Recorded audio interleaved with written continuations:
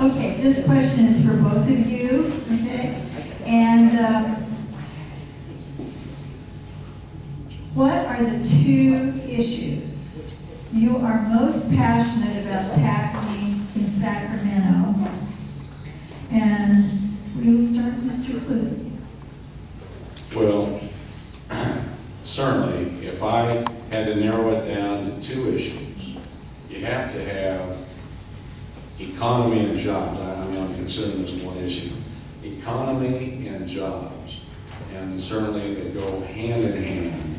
And I will never stop going and working every way I can, my staff, myself, other segments of the legislature, on how we get the attention here to make a difference in the unemployment rates, to drop those rates and be creative in working with every city individually and also the county on how we do it, what fits, what makes sense. So that's one. The other, it has to be education. And education, it's our chance, it's our future. I grew up in the schools, as I'm sure many people did here. I had all those opportunities for education, recreation, sports, participation, all of that. We need to have a California that does not exclude any youth from any chance to be educated, education that they want, to participate in extracurricular activities and sports. And even if we have to get some of the private foundations and private sector to make it work, we have to make it work. We have to. Thank you, Mr. Goff.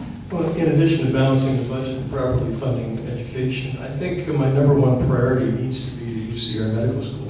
I mentioned the healthcare aspect of it, but there's another aspect that's transformational for our region. If you've been to Davis, if you've been to Irvine, if you've been to San Diego and the UC's there, what you see is there's a medical school, but the medical school has attracted health-related research and development, health-related engineering, health-related manufacturing. These are high-paid, high-skilled jobs. And that medical school, with the industry that the school will attract, will transform this area, will be a new economic engine beyond construction and real estate, will help us weather the next one of these recessions or depressions that happens to come our way.